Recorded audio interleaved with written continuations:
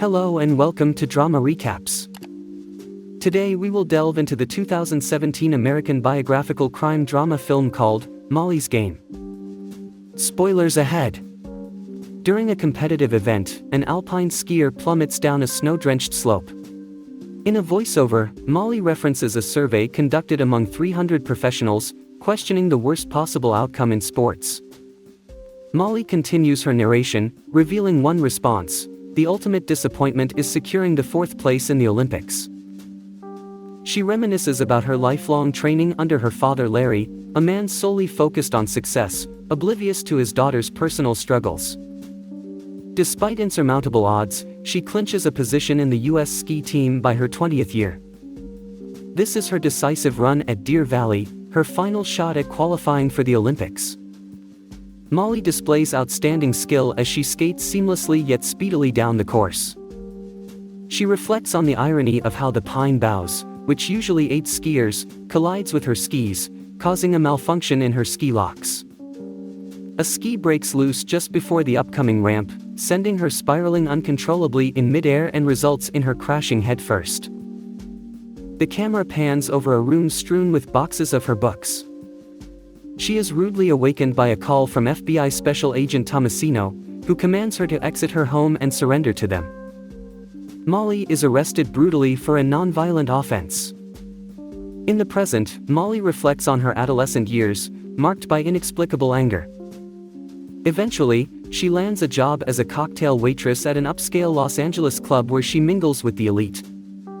Demonstrating cleverness and sharp observational skills, Molly persuades the patrons to splurge more. Molly later becomes employed by Dean Keith, a man she encounters at the club. Dean utilizes Molly to organize high-stakes poker games for celebrities and tycoons. Molly sets up the room, welcomes the players, and collects $10,000 from each participant. This is where she crosses paths with Player X, a key figure in Molly's journey. As the game unfolds, Molly serves the drinks. She sits in a corner, stunned by the $90,000 she just counted, in a room populated by movie stars, directors, musicians, athletes, and business moguls, all casually squandering their fortunes on a card game. In just one evening, Molly finds herself in a quandary, pocketing $3,000 in tips. Meanwhile, Molly patiently sits on the plush couch of an upscale law firm, where she encounters Stella, the daughter of Charlie Jaffe, her prospective lawyer. Initially, Charlie hesitates to take Molly as a client, but eventually finds himself in a deadlock, and agrees to represent her, but only as an intermediary for a potential different lawyer in the future. Player X is put into the spotlight following the final game at the Cobra Lounge. His incredible poker skills are on full display. The sustainability of the game hinges entirely on the other player's desire to compete against Player X. She finds herself in new digs, with a fancy car, and $17,000 in her pocket. As Molly and Charlie step into the court building, Charlie clarifies his role as a stand-in attorney. There's an air of tension around Charlie that leads to him continually swapping seats with the security guard next to Molly. Judge Foxman methodically calls up the defendants lined up in the courtroom. As their turn draws closer, Charlie is moved by Molly's magnanimity, changing his mind about his role. Charlie declares that he will fully represent Molly. Looking back on her teenage years, Molly remembers how her younger brothers had already exhibited exceptional intelligence and physical prowess. Molly holds a high opinion of herself but struggles to understand her constant provocation of her father, even at the dinner table. Attempts to challenge her father are shut down by his stern demand for respect or an independent life. In Los Angeles, she's managed to save up a substantial amount and maintain her lifestyle. Dean suffers a loss to Player X, and vents his frustration on Molly by informing her that he's terminating her role as his executive assistant. Molly's attempts to assert her rights are futile. But Molly refuses to let this setback stop her. She spends her savings to secure a venue, arranges the poker table, coordinates a menu, stocks up on drinks and cigars. The following day, Molly is let go. On arriving at Dean's office, she is met by Leah, her successor. Molly deceives Leah by sending her false details about the poker game. She then gathers the players and heads to the Four Seasons Hotel for the evening's game. Molly walks into the room in a spectacular outfit, announcing that she will be taking over as the game's host. Molly narrates how the thrill of victory, coupled with the satisfaction of crushing their adversaries, fuels the players' egos. Molly requests Jay for a private conversation. Molly warns Jay about the possible downfall he could face if he continues his flirtatious behavior towards her. Player X proposes to Molly that they should escalate the stakes. Molly responds by asserting that excessive money might not be a practical option. Donnie Silverman is welcomed into the games due to his propensity to lose to Player X. He asserts his superiority, not through the enjoyment of the game, but by his ability to eradicate his competitors. Brad Marion is invited due to a player's recommendation, despite being considered one of the worst poker players ever. Harlan Eustace is introduced as an unexpected contender, brought in by Player X. Back at Charlie's office, he explains to Molly how she has become entangled with 3 different Russian mafia groups, all of whom participate in her games. Moreover, she has violated the law by taking a rake from the pot. An argument ensues over whether Molly should surrender her hard drives to Charlie. Ultimately, Charlie manages to convince her of his trustworthiness by offering his phone as collateral. Molly narrates how Harlan initially played exceptionally well in Los Angeles until he was defeated by the game's worst player, Brad Marion. Although the loss wasn't substantial, Harlan was deeply affected, triggering a massive losing spree. As word spread of Harlan's losing streak, everyone wanted a piece of the action. Despite his constant losses, Molly allowed him to keep playing on credit, believing he had sufficient funds. In his final game, Harlan loses a substantial pot of $750,000, resulting in an angry outburst towards the dealer. He later admits to Molly that he doesn't have the $1.2 million he owes her. Player X confesses that he had been financially backing Harlan, and was also the source of the $1.2 million loan. An unpleasant argument ensues when a jealous Player X becomes enraged. The following night, Player X wrestles control of the game away from Molly. In a moment of reflection in Los Angeles, Molly realizes that she can't remain a loser. She resolves to move to New York and start anew. Upon arriving in New York, Molly recruits influential Playboy playmates to create the illusion of her arrival in the city. She masterminds a plan to ensnare the city's elite. As the poker games commence, Molly reveals her earnings to be near $5 million, all garnered legally.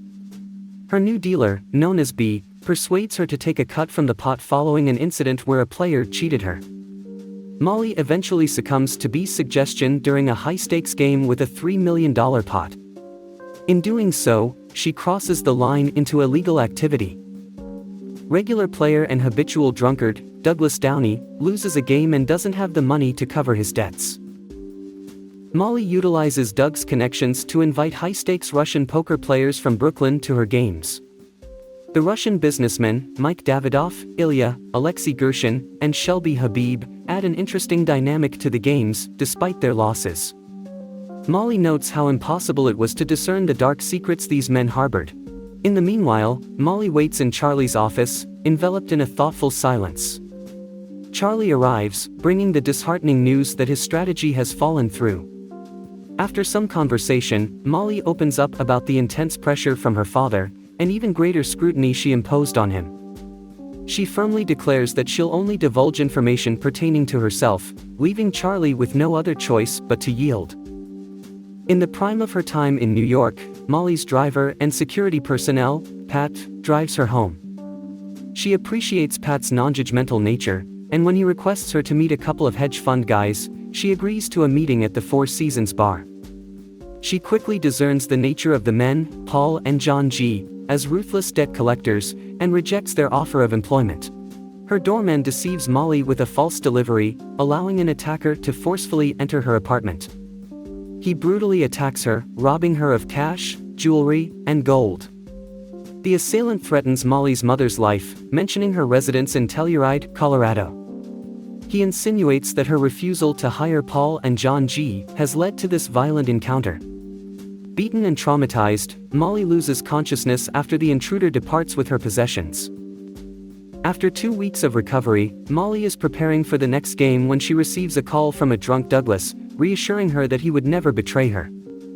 Simultaneously, she receives a text warning her of an FBI raid on her venue, which sends her into a panic. Later, Molly finds herself in a conference room with Charlie, facing an intense interrogation by two prosecutors, Henderson Wellstone and another. They spend hours attempting to persuade Molly to testify against the Russian mob, but their efforts are fruitless. Henderson attempts to unsettle Molly by recounting the numerous mentions of her name in Mike Davidoff's wiretaps. Charlie scoffs at the prosecutor when Molly clarifies that the wiretaps were referring to drugs, not her. This triggers Charlie to passionately defend Molly, pointing out the many opportunities Molly had to exploit her situation but chose not to, in order to protect the identities of her players. He vehemently argues against the false image painted by the media and the government, stressing that the truth is held within the hard drives in his possession. Henderson, dropping his combative stance, requests a private conversation with Charlie and asks Molly to take a break. Stepping outside, she finds an ice skating rink and begins to skate, disregarding the marshals who warn her to slow down. She skates faster and faster until she hears a voice advising her to bend her knees. As she turns, she crashes. It's her father who had been speaking. They sit on a bench as her father provides her with a quick therapy session, summarizing 3 years' worth of insights. In the first year, he says, she chose poker over all other fields to exert control over powerful men. In the second year, she learns that her father's tough love was a catalyst for raising 3 achievers on a college professor's salary. In the third year, she discovers that her feeling of being less favored than her brothers arose because she caught her father cheating on her mother when she was 5 years old. These discussions provide closure, leading to an emotional reconciliation between Molly and her father. Back at the office, a tense Charlie waits for Molly. Upon her return, they joke around until Charlie reveals a new offer from the prosecutors, her money back with interest in exchange for her hard drives. Despite Charlie's strong argument in favor of the deal, Molly insists she would rather plead guilty than cause further harm. She values her name more than the money. In the courtroom, Judge Foxman arrives and proceeds to ask Molly 87 questions before accepting her guilty plea. To Molly's confusion, Judge Foxman then summons the prosecutors for a private conversation. The judge disregards the prosecutor's recommended punishment and instead sentences Molly to 200 hours of community service, a year probation, and a fine of $200,000, before adjourning the court. In the midst of their celebration over the verdict, Molly is struck with the hard reality of an uncertain future. She recalls the accident and regains consciousness on the snowy slope where she fell. Insisting she is fine, she asks for help to get up and reflects on her journey, asserting that the one good thing that came out of it is her proven resilience. As the camera pans over the scene, she quotes Churchill's definition of success, the ability to move from failure to failure with no loss of enthusiasm. The pine bough that started this entire ordeal sticks out in the snow, symbolizing the unexpected twists and turns that have led Molly to where she is now.